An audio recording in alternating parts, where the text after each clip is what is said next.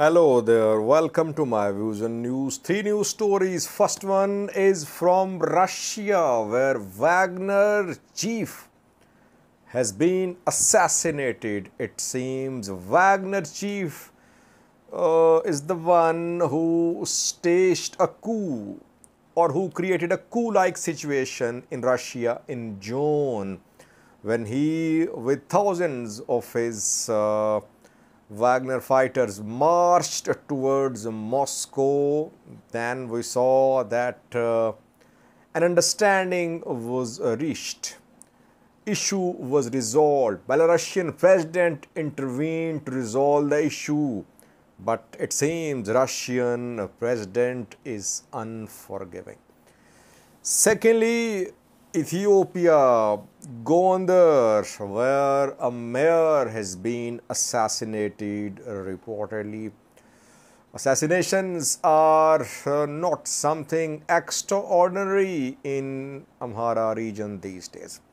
Thirdly, viewers, some government-backed Ethiopian social media activists with tens of thousands of followers are preaching violence, hate, and continuation of a war on Fano fighters. An hour ago, a government-backed activist posted a message which is alarming, which shows that government wants to crush Fano fighters. Firstly, viewers, it was June this year, last week of June, when Yevgeny Prigozhin, Wagner chief, marched with the thousands of his Wagner fighters towards Moscow. Wagner fighters have been fighting in Ukraine. Wagner is a militia. It consists of retired officers and Wagner fighters were deployed by Russian military in Ukraine. Wagner fighters are deployed in Africa too, in Central African Republic, in Libya, in Mali, in some other African countries. Wagner fighters are operating. Wherever Russia wants to intervene militarily, secretly, it deploys Wagner fighters. Wagner claims to be a private security company, but basically it is a wing of Russian military, you can say, though it is directly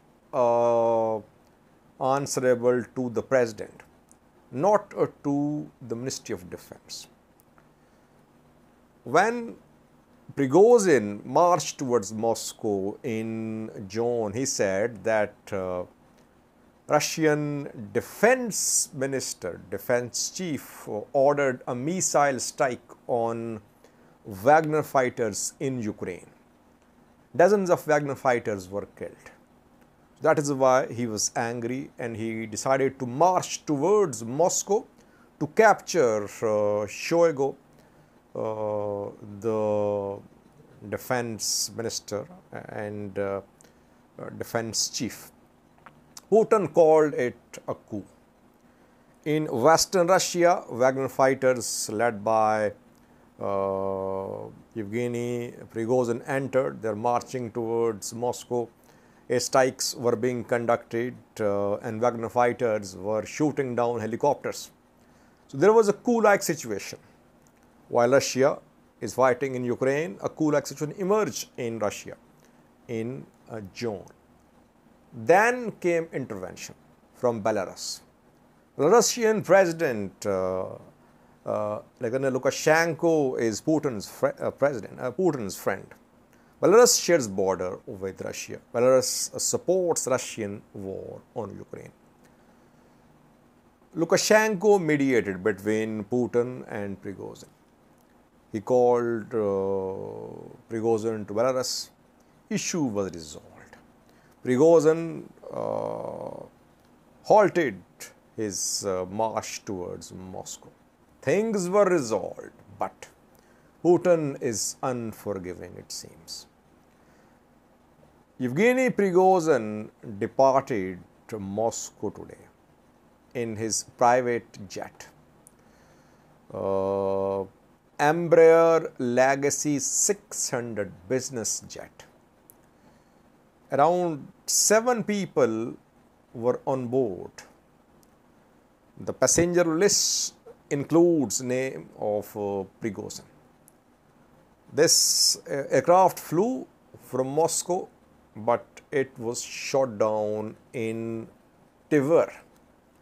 Tver is situated oblast to the north and west of Moscow towards Belarus. Jet was shot down by some missile, some some air defense system. Obviously, from Russian territory, a missile was fired. The plane was also in Russian territory and it was shot down. Several videos are being shared. This shooting down of Prigozhin's plane has been captured on camera. So videos are available. People say they heard 2 blasts before the plane came down. It was shot down. Putin ordered the assassination of Prigozhin, it seems. 2 planes were flying reportedly. 2 planes departed Moscow airport. One shot down and the other one returned. Which plane was being boarded by Prigozhin? The one which was shot down or the one which remained unharmed? It's not clear.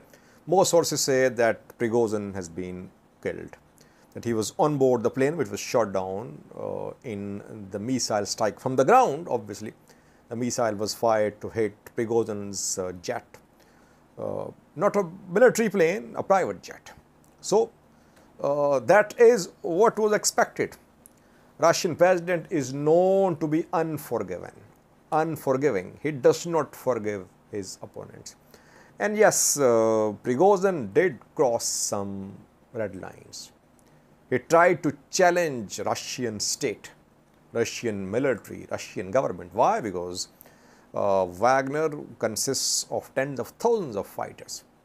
And no one in Russian defense structure was ready to tolerate Prigozhin. That is why Prigozhin neutralized, killed. Strong message from Putin to his critics, to those who could oppose his decisions in Russia. Secondly, viewers, an assassination in Ethiopia, in the Amhara region, where assassination after assassination, we have reported several assassinations so far. Prosperity Party members being assassinated, police chiefs being assassinated, mayors being assassinated. If anyone goes against Fano's instructions, he or she is not she, no female assassinated so far. Only men in top positions at regional, local level are being assassinated. Kola-Dibba is situated to the south of Gondar city. I think it's central Gondar. Their administrator of the town has been assassinated. Again, by unknown forces. Whenever Fano fighters assassinate someone, they say it was done by unknown forces. Fano fighters have claimed responsibility for not a single assassination so far. Starting from Girmanshitila till Kola-Dibba mayor. Several assassinations, none confirmed by Fano fighters. But everyone knows that behind these assassinations, there is a Fano. Fano fighters don't want anyone to be active in support of the government forces in Amhara. So, any local level politician, administrator who does not obey Fano's orders is assassinated. Thirdly, viewers, alarming rhetoric of extermination adopted by pro-Ethiopian government activists, government-backed activists who are close to the Prime Minister, close to the Prosperity Party, are preaching extermination of Fano fighters. I won't share names, but a pro-government activist with tens of thousands of followers today shared a post which is in circulation. I have English translation of his post. This activist has, I think, more than 300,000 followers, around 300,000 followers on Twitter, on Facebook as well, and we know he's very close to the government.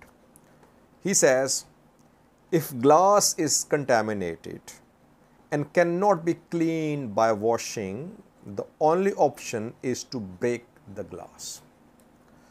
Obviously, symbolic message, but he is preaching extermination of Fano factions. Fano factions should be neutralized completely. This rhetoric of a war, rhetoric of extermination is alarming. It should be condemned. We saw similar rhetoric when there was war in Tigray.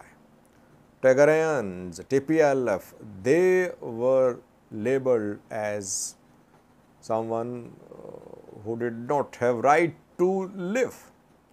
Extermination of Tigray fighters was preached by the same activists and some other activists, and that war cost Ethiopia. Tens of thousands died.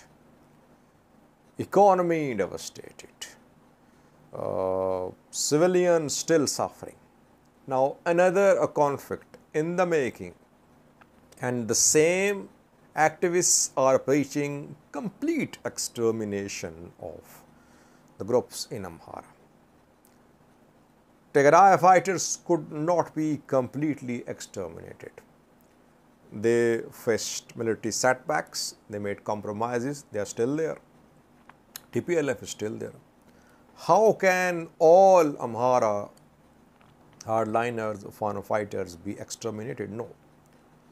If such rhetoric goes on, it will lead to a long, protracted conflict in the Amhara region. That is not the way forward, by the way. Thank you for watching.